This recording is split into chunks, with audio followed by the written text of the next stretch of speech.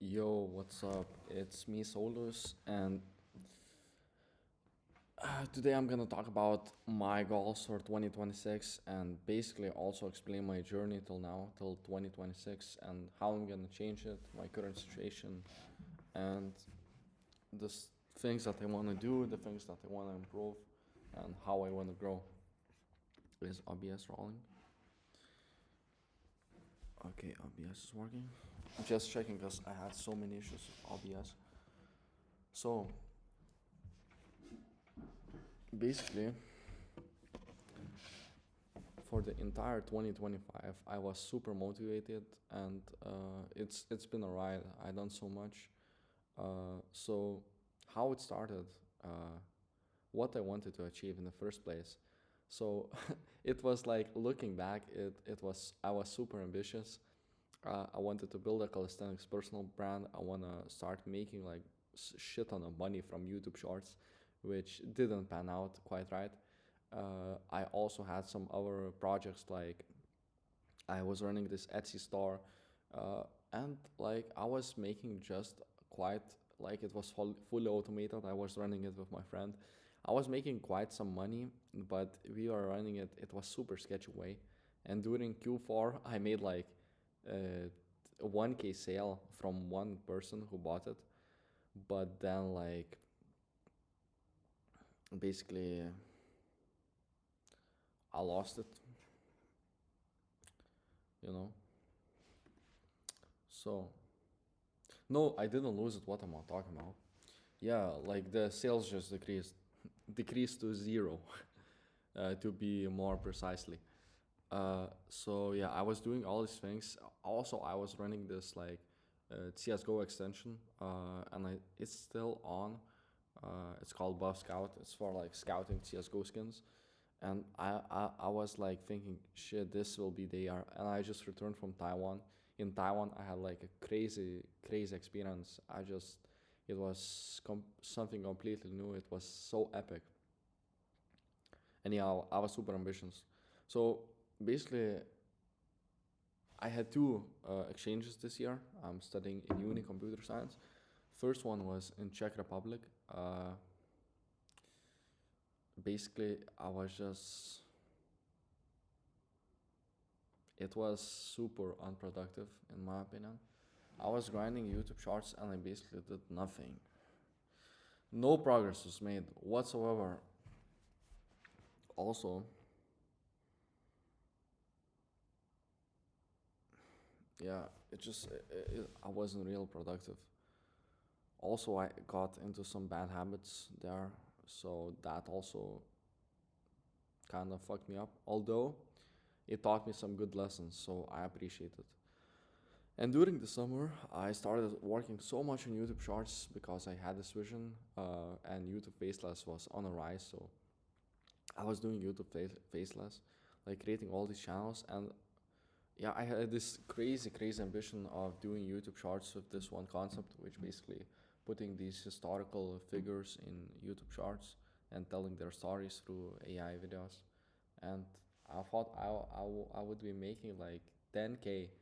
I thought I would be making 10K from that, so fast, because I even bet my friend that I will be making 10K till the end of last year. So yeah, then that didn't work. Then I started doing another few other YouTube faceless channels I was running, and basically at the same time I was on one, and those, keep in mind, those channels were attached to, like, through my name, through my like advanced verification to my name.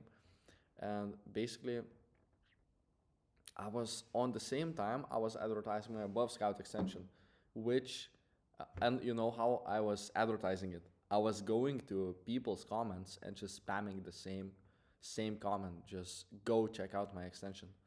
And that shit got me banned. So at the end of September, when I got here to Turkey, all all of my YouTube channels got nuked. Everything, all work, all the summer's work, and I was blowing up. Like I wasn't blowing up, but I was seeing the progress on one channel, especially. I was getting views. People like my, I got subscribers. People like my content. I bet I would have been making money and monetized in like 1 month maximum. But everything was wiped. At the same time, uh, I got into crypto. So there was this coin USDC, United States Crypto Reserve, and I got in early. I seen that it was like a opportunity. Yeah, I saw that it was an opportunity, but let me make myself bigger.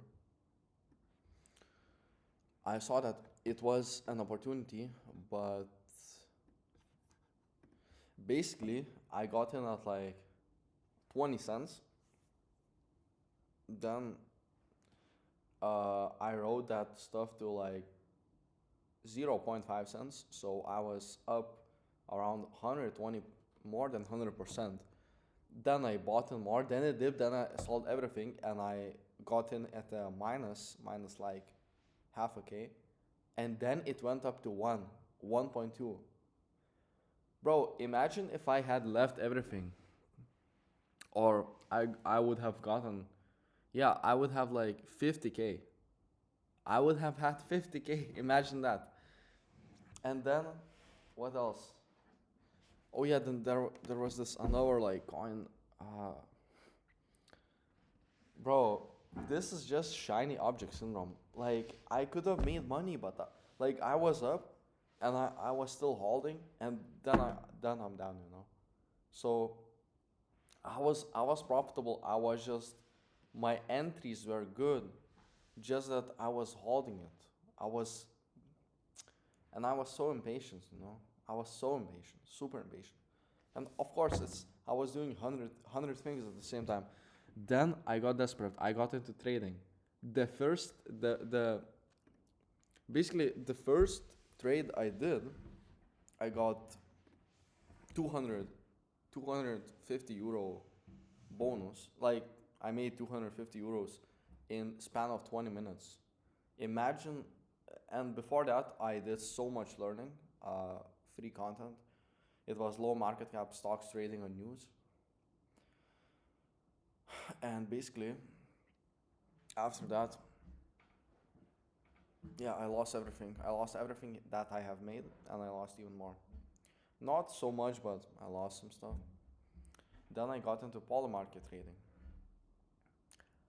I discovered a very good strategy with mention markets, and I even developed my own software that would uh, basically let me execute mention market orders on my own software, and I would be so much faster. And also this other prediction markets tool that I think was even more successful, and I was up 1K in one day. I remember I made 1K. It was crazy, and then I lost everything and more. So this is where we're at. All of these projects failed. I also had Etsy bot. Let's enter it here. Yeah, just checking if everything works. Because OBS sometimes decides to sleep. Okay. So learning from this, also the only thing that I think I did very well and that I stuck by is uh, yeah, and all of this, many of these things were going when I was in the exchange, so in the Turkey exchange, and I missed out on so many experiences because I was grinding all the time. I was grinding all the time. So yeah, and I made also. I just needed to keep this list to keep memory of what I need to say. But I made this bet with my friend that I will be making 10K by the end of this year, and I bet 1K. Like if I lose, I give him 1K. I win. He gives me 1K, and I lost. I lost. So lessons from all of this, and like a summary. I would say just stick to one thing, stick to few things maximum, stick to few things maximum, avoid all the noise, block out everything. Nothing else matters. It's just distractions. And uh, yeah, and find high leverage skill opportunities, because all of this, how many people are doing like CS:GO trading? Not many. Not very high leverage skill SaaS. Not many customers. YouTube Shorts, everyone was doing it. Everyone. Crypto, everyone was doing it. Of course, I was smart, but my exits were trash. Trading, everyone was doing it. Of course, it's smarter trading, but still, like, what's the edge? What's the edge? What's the final outcome? What's how I'm gonna improve as a person if I do this for 2 years? I'm not gonna improve. Of course, maybe I will make some money, but like, what's the point? Poly market trading, again, I had a good strategy, and the strategy still works. I recouped some of the losses, and I'm almost at break even, but still, lessons. Don't manage risk with everything. Etsy bot, lastly, low leverage opportunities. All of these were low leverage opportunities. So, um,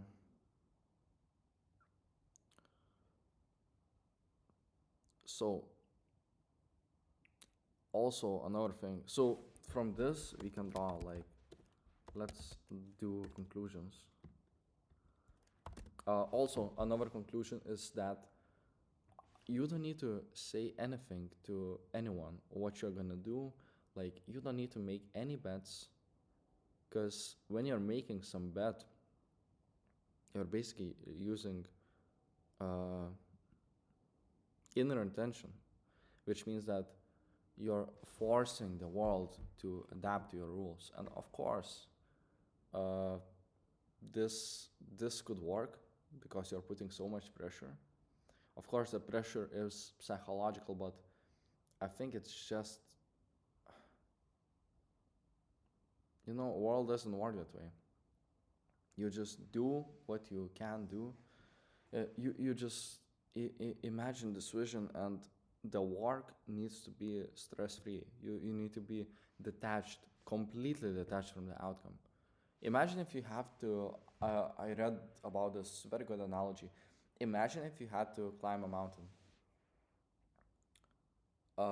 Would the best strategy be to always look at the peak where you want to be, or to look at your current steps, where like in the current moment where you're going? Like, it's pretty clear. Just pick something that you like, and or some.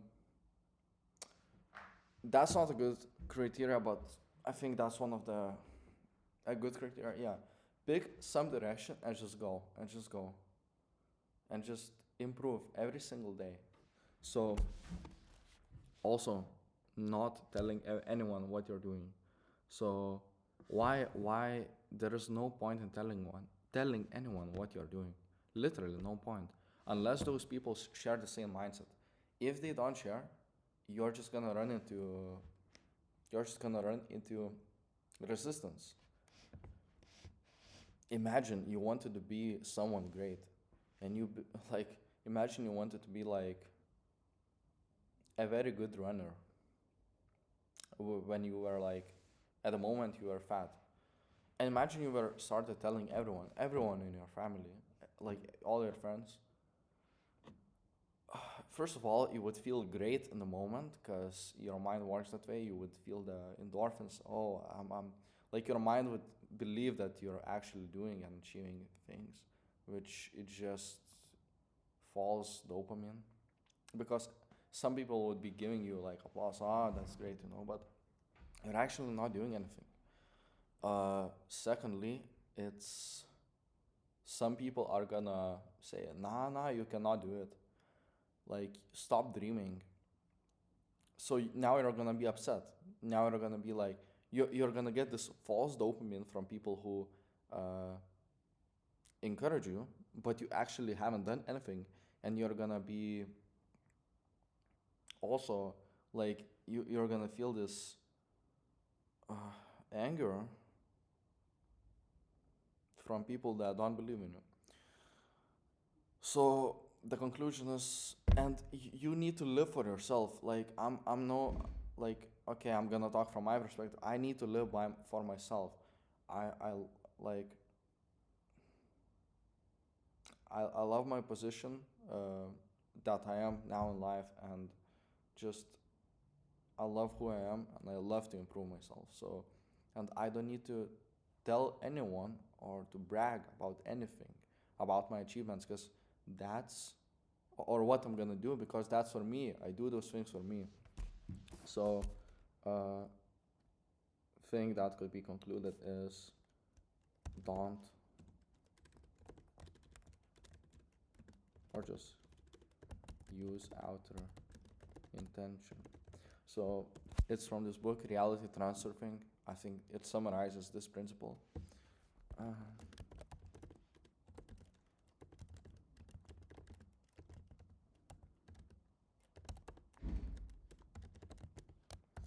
Uh, it's basically inner attention is when you're thinking about yourself, and you want the outer world to adapt. So, for example, a good my example would be I was running this SaaS business, and I'm making 5 euros MRR, monthly recurring revenue. So I'm making some money, you could say. But basically, when you're thinking with outer intention, or inner attention, you only see through your lens, and by doing so, you don't observe the environment. You miss out a lot of things. But when you begin thinking with outer intention, thinking about our people, how our people, for example, if you're making a product, and you only think for yourself, yeah, I need this very specific product. I'm gonna make a whole business out of it. And when you make the product, you find out nobody actually needs it, because you were thinking like you were in this enclosed box, only yourself. But when you're thinking with outer intention, you think about the people, you think about the world, how this impacts the world. You're being much more conscious. So just, yeah, using outer intention. Another thing, uh,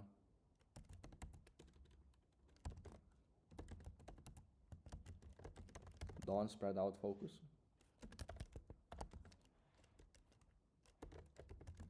So focus on couple things. I was doing so much shit. Imagine if I focused on couple things, which I'm gonna dive here, which actually move me and grow me as a person, and not just like money oriented. Of course, money is good, but that doesn't really fulfill you.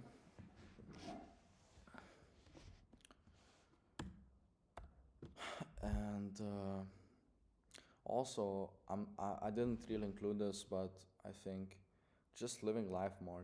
I spend all this time, and you're never gonna be satisfied with how much money you're making, never. So, and this time, money comes and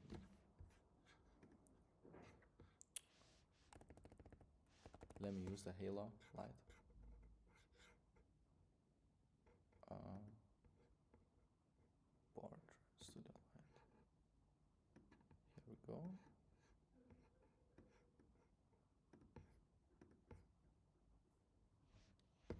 What?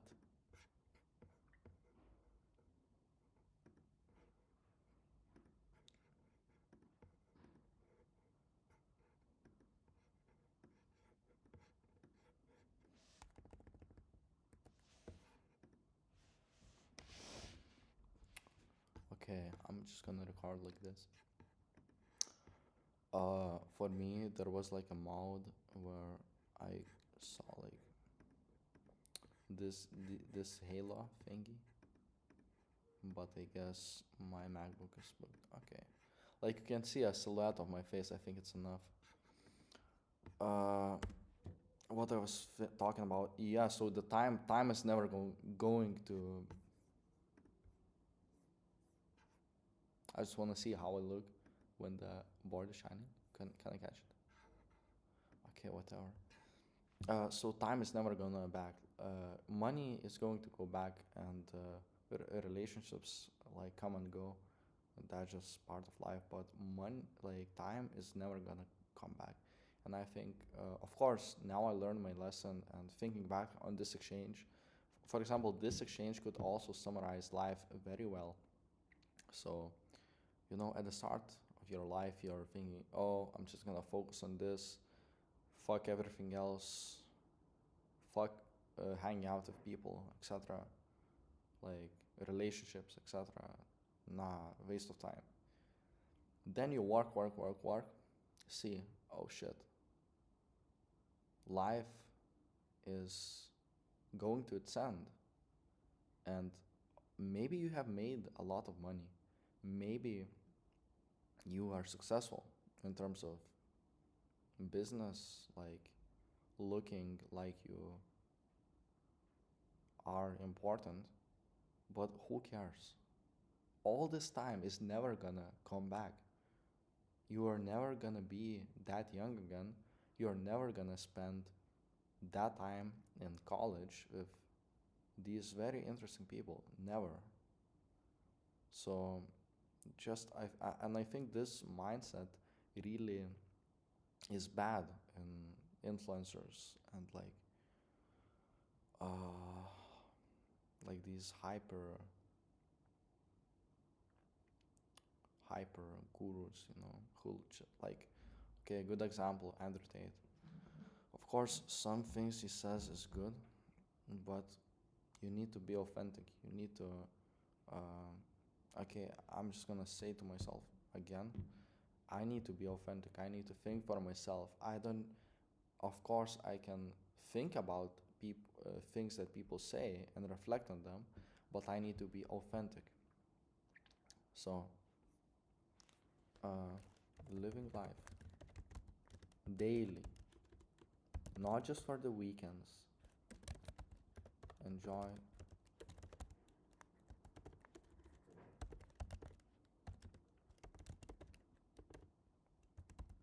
So yeah, being grateful every single day, no matter in what situation you are. Like being alive is great. Like imagine how the chances you are alive is so low. So yeah, being grateful. I'm just gonna see how like uh I'm just gonna check if my like OBS saves stuff.